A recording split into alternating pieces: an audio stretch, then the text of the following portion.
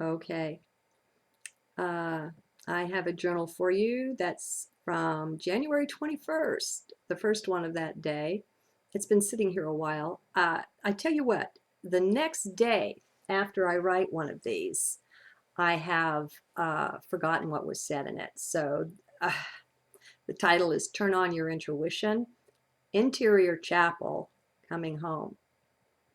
All right. Oh, and the Mayan day was 7 Serpent. While journaling was once a morning occupation for me, some are starting to come at night when I'm just getting ready for bed. Not sure what that's about. Maybe nothing, of course, but then I've learned to pay attention to the seemingly inconsequential. And these days, I doubt that anything is of no consequence. So I watch. One thing about nighttime is that there is less radiation, less interference with your consciousness.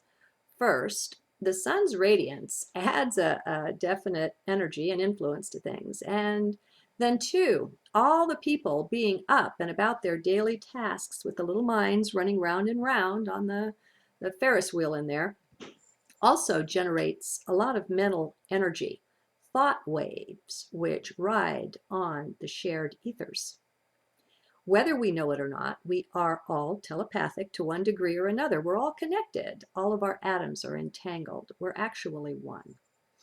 In many cases, someone who is called psychic may just have a very powerful sense of intuition. Well, don't we all have an intuitive sense? Even if we didn't, we're all one. And so you could borrow yours from the other you.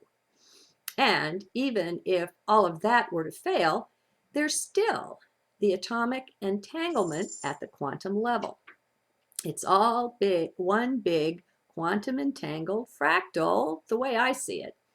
Everything is in some form of constant communication with everything else. Now, why do I sense some resistance? Could it be due to the fact that we're all programmed into a sense of separation, of aloneness? It's very convenient for crowd control to get everyone thinking they are separate instead of one united body of brethren, one unified family.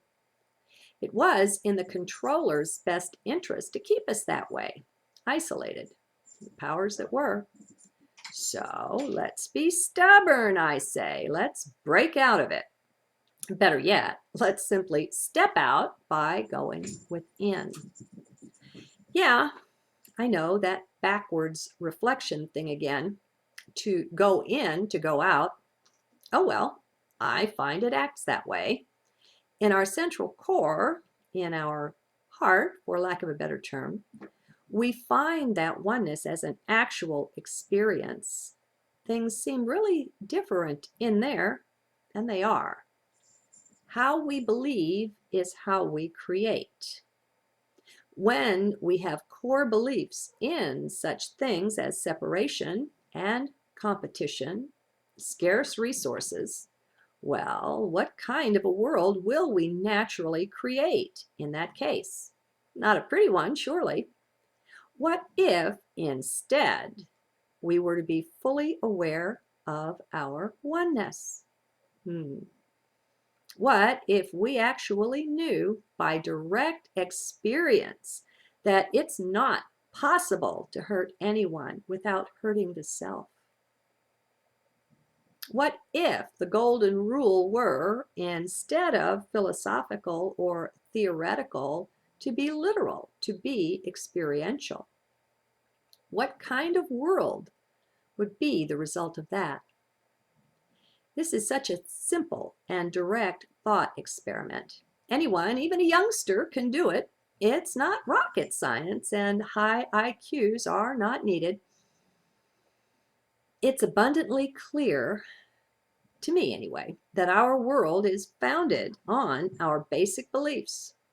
Who lays those beliefs in is who lays out our future. It just naturally follows. Beliefs create. Beliefs are terribly important. This gets pretty interesting because, believe it or not, we're not even aware of the extent of our beliefs, much less what they all are. With our 7% conscious mind, we're only aware of the surface layer of beliefs, since the bulk of them hide out in the subconscious and unconscious mind, where we sometimes work against ourselves. They come out and show themselves, sometimes surprising us in our daily lives. One never knows what encounter will bring one to the surface, there to be seen and observed. What a strange state to be in. Man is a curious being, quite. How did we get this way? Well, I don't spend much time on that, since my favorite slice of time is always the same, the one that is right now, right here. This moment contains the past anyway. It's etched in via both mind and even the body, the DNA. The mind actually inhabits the past entirely. Just look at your thoughts if you doubt this. Now, to many, I know I sound strange. Once such ideas seemed a bit strange to me too, and that wasn't so very long ago. I keep wanting mankind to spread out into a greater measure of our own inner divinity, of our majestic capacity. You see, we don't know what we can and can't do until we try. Life is no spectator sport. No one is going to come along and hand you enlightenment. We wear more shackles than we're presently aware of. It's there in the programming that we don't see, so we don't question it. Most of us live lives outward focused, so we're not really present inside with ourself anyway. We're not present in the now moment. We're always looking somewhere else in time or in space, and we tend to be quite scattered. Have you noticed? Well, by turning that around, we can begin to regather the self, to regroup, to turn within. Most scriptures tell us that the kingdom is within. I find they really mean it. It's not allegorical or symbolic, it's literal. There's an entire kingdom within each one's breast, there to be found by you. No one can do it for you. This, above all else, is no spectator sport. Those shackles I mentioned, those invisible ones, they can be seen by the evidence of our behavior. So, even if we're not good at subconscious exploration, all we need is to watch and observe the self, and soon we'll see the fruits of our own personal beliefs. We'll see them in action. As we quietly take up our place within heart and just watch, we'll begin to see the foundations of all that we do. Silent watching has an amazing power. I don't know what it is or how it works, just that it works. And you can try it out for yourself. It's a bit tricky at first, but you soon get the hang of it, especially the way time's accelerating. Things come to us faster and faster. Most of us aren't used to being very focused at all, so that part may be new. Just keep returning the focus of your attention within you, in your central chest area. Just place your thoughts, your awareness there. Once there, the trick is to be silent. You can go about your daily work and routine, speak as much as you need to, but yet be silent within. When you find the mind chattering, hamster wheeling along, just look away from it, back to your central core. It's that easy. I used to pretend that I had a private chapel there. It was round. There was a stone altar in the center, and I'd take my seat cross-legged on the floor up close to the altar and just sit, silent and reverent. There's a holy sense to it once you connect with it. Now you're different. So you may not use a word like holy, maybe special, sacred, or otherworldly. I don't know how it will be for you, but one thing I know is that it's different, really different from the outside world. There's just something about it. After a while of determinedly bringing my focus back to this center again and again, I began to notice my mind was much quieter. Sometimes it would even be completely silent, and that's really nice. That's when the focus can deepen, when you can sink down even deeper into self. You'll be somehow linking up with spirit or your higher self as you do this, as this happens to you, for there's really no doing it. Intuition will be getting stronger. Have you known yourself as intuitive? Well, by now you will be. More and more, you're in the very home of the still, small voice. It's when we come into this inner silence that its voice begins to be heard. It's really beautiful, not intrusive at all, not audibly present, just gently there. You'll find words of guidance or gentle understanding somehow inserted into your awareness. Be watching for this, else you'll mistake them for thoughts. They are not that. Instead, this is the beginnings of divine guidance.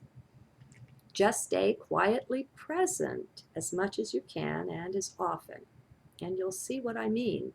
For you're no different than I am at all. We all have this. We just don't normally notice. Why not? Oh, you know why not. Because the mind is all the time chattering. The society encourages this, the noisy mind. We all seem to have them. Have you noticed? Mine got a lot quieter when I threw out the television and the media, radio too. Letting go of the cell phone was also nice. Now I have more of a sense of the private, of the quiet life, both inside and out. Got to admit, though, I never gave up the internet. So what I found was that as I would just quietly watch and observe myself, I began to see deeper into what I was doing, into what was under that, motivating it. Now, of course, this took a while. At first, when we begin this self-watching, when we see what we don't approve of, we want to be changing it. We want to go right to work. Well, now that's not observing, is it? No, it's not. No changing. And not only that, but no criticizing nor commenting mentally either. No, just watching. Nothing else. That's the big challenge at first. We're always in action mode. We're never in now.